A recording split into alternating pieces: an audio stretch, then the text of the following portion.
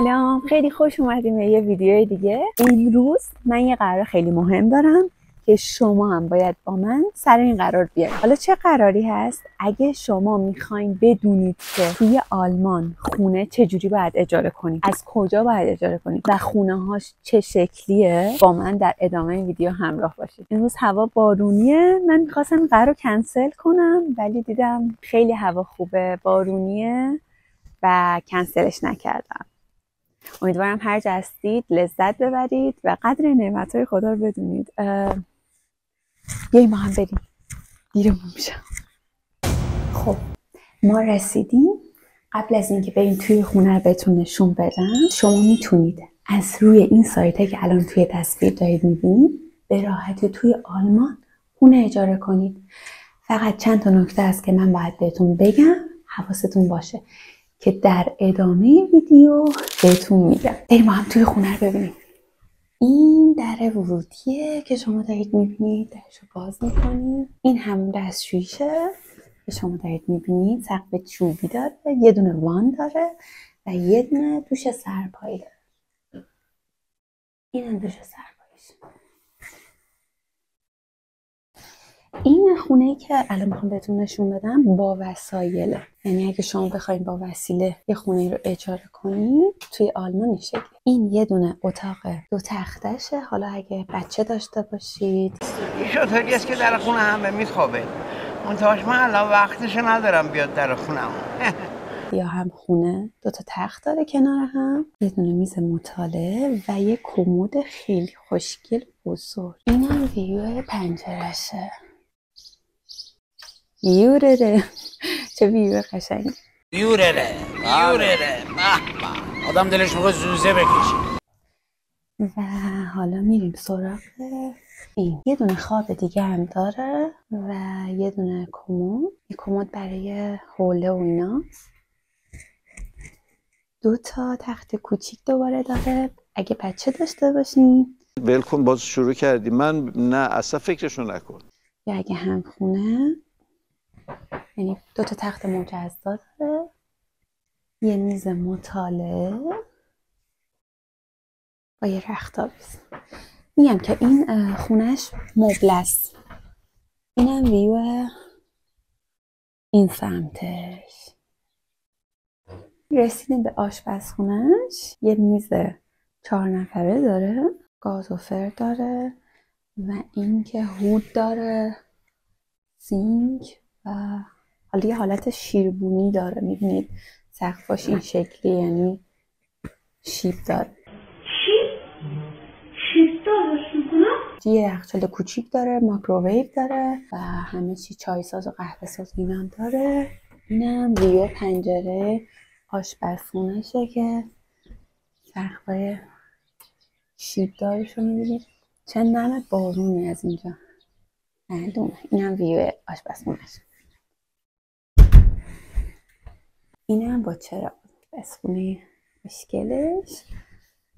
خب اینم خواب برای خانم و آقا و اونا که کاپلن. یه تخت 2 نفره داره،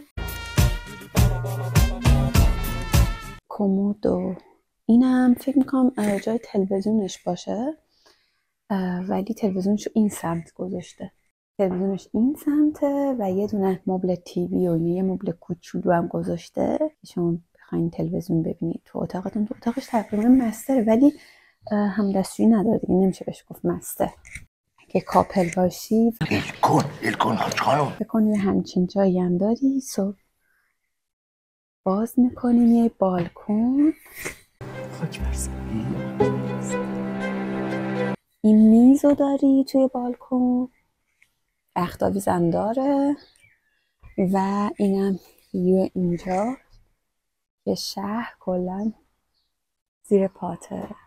این خونه که الان بهتون نشون دادم یه خونه واسه کاپله، یعنی برای یه خانواده است. البته شما میتونید با صاحبونتون صحبت کنید و بگید ما 3-4 نفریم، به ما میتونید این خونه رو بدید و هر کدوممون میتونیم تو شهرداری خودمون رو ملده کنیم.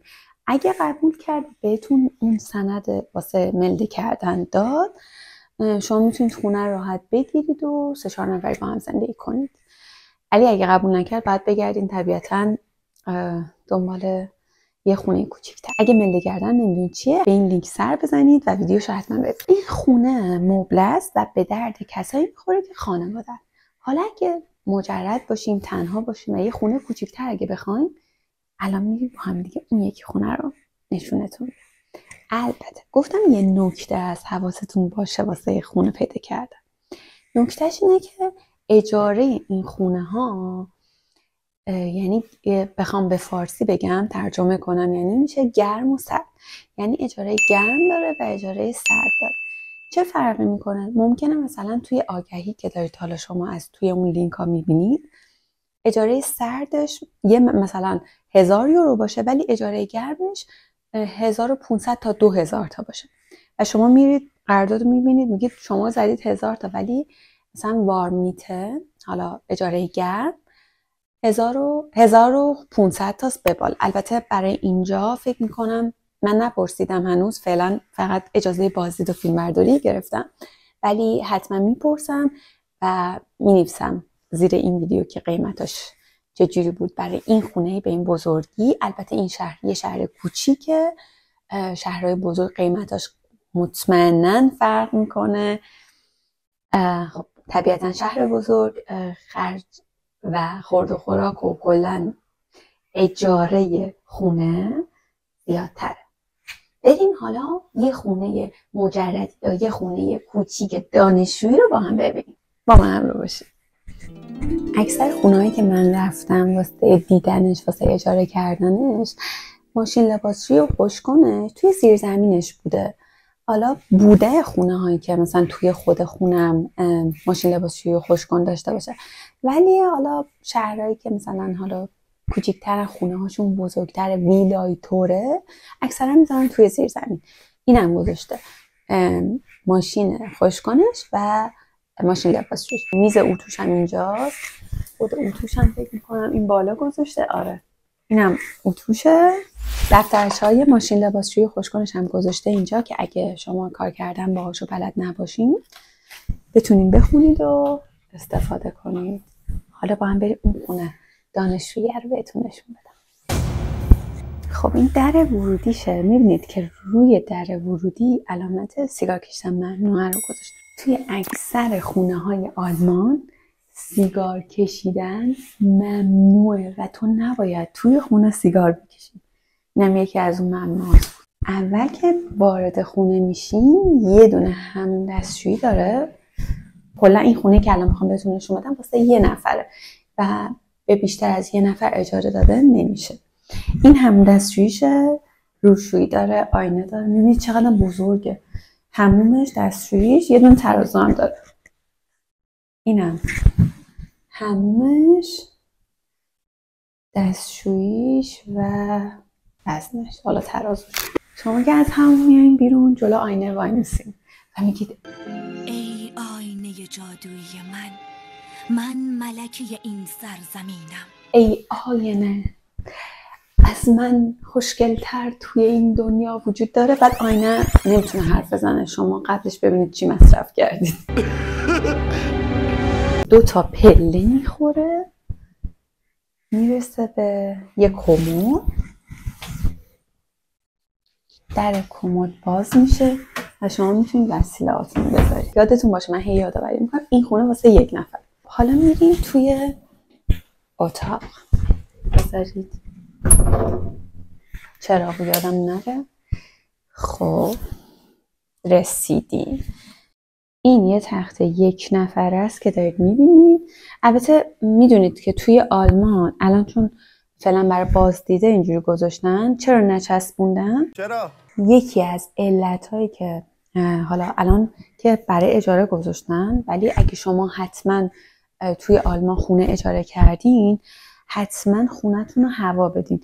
الان ببینید تختو زیاد نچسبونده به خاطر اینکه قارچ میزنه، مخصوصا تو فصلایی که زمستون خیلی قارچ میزنه و قارچ اصلا توی آلمان شوخی نگیرید چون باعث 1000 تا مریضی میشه. پس الان فعلا داره خونه رو هوا میده، پنجره هم باز گذاشته. ولی اگه خونه رو هم اجاره کردین شما حداقل در روز 5-6 دقیقه این کارو بکنید. ملافه رو ملافه‌ای و رو تختی و اینا رو خودتون میگیرید، فقط اونا رو دیگه با خودتون حمل میکنید. دیگه نمیخواد تخت بخرید و اینا. این مبله این جور چیزای خوبم داره، یعنی مزیت‌های مبله اجاره کردن اینا هم هست. کنار تختمون یه دونه میز کوچیک داره و یه دونه مبل. میگم اینو اینجوری فعلا گذاشتم فقط بخاطر اینکه هوا، یعنی هوا رد و بدل شه و قارچ نزنه، وگرنه حالا میتونید بهتر چیز کنید. این میز تلویزیونشه و یه تلویزیون و اینجا یه شوفاژ داره به چه بزرگی. اینم پنجرشه. نمای خونه رو ببینید چقدر خوشگله. واو. توی آلمان این خونه ها وجود داره که ببینید اگه قد من در نظر بگیرید، من تا اینجا حالت گوت کردم و خونه ساختم، یعنی توی زمین نصفش و نصفش بالای زمین، یعنی یه جورایی هم زیر زمینه هم زیر زمین نیست، چون برابری میکنه با سطح زمین و پنجره باز میشه. چون خونه های قدیم ایران زیر زمینش حالا نمیدونم یادم نمیاد پنجره رو به حیاط باز میشه، بعضیش باز میشه بعضیش باز نمیشه، حالت زیرزمینی داره اینجا. ولی برای یه نفر خیلی قشنگ و شیک، که مثلا کسایی که حالا کار میکنن یک نفرن و یا کسایی که دانشجو هستن. برای دانشجو که فوق العاده عالیه. خب این میز ناهارخوریشه که شما میتونید اینجا بشینید، حالا خودتون یا یه دونه مهمون هم میتونید دعوت کنید با هم دیگه نهار بخورین، شام بخورین. اینم میزه، حالا میتونید به عنوان کتابخونه استفاده کنید یا حالا وسایل آشپزخونه‌تون رو بذارید. ببینید وسایل آشپزخونه اصلا چی داره. یه یخچال کوچیک داره که میبینید، ببینید درشو باز گذاشته، بازم یه دونه مایکروویو داره و یه گاز. بچه‌ها این گازه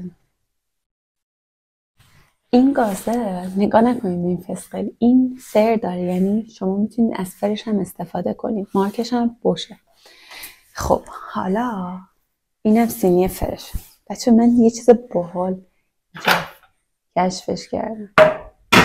این شعله‌های گازشه ولی گاز برقیه. ببینید در داره، یعنی وقتی استفاده نمی‌کنی درشو میذاری. فکر کنم خیلی گاز قدیمیه، چون الان دیگه رومیزی شیشه‌ایه الان. ولی اینا همه گازشون برقیه ولی این در داره. توی آلمان گاز مستقیم، گاز شعله‌ای نداریم، همشون برقیه. این آشپزخونه‌اش میشه. اینم همه چیزایی که میبینید داره، کفگیر و ملاقه و چاقو و بشقاباشه که دارید میبینید. 2 فنجون هم داره و اینم آبلمو، کاسه های بزرگ و اینا. بذارید من درشو باز نگم همونجور که خودش باز. و حالا اینم سینکی که واسه ظرف شستن اینه استفاده میشه. قاشق چنگال، 2 از اون کاسه های بزرگ برای ظرف شستن و اینا داره. اینم کابینت زیر سینکشه.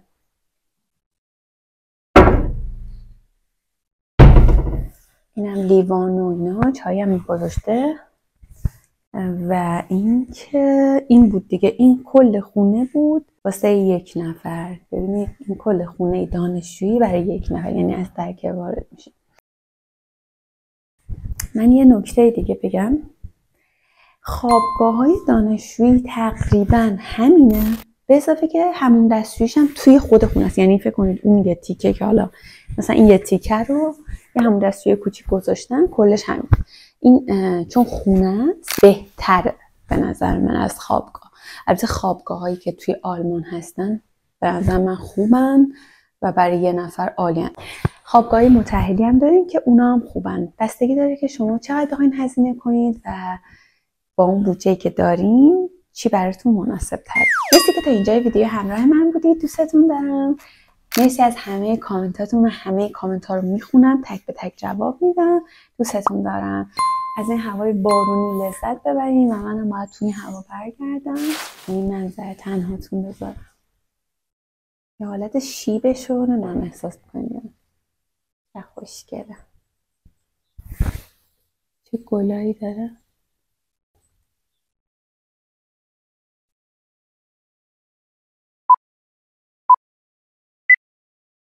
اتومو میگم اتومو روی ملحافه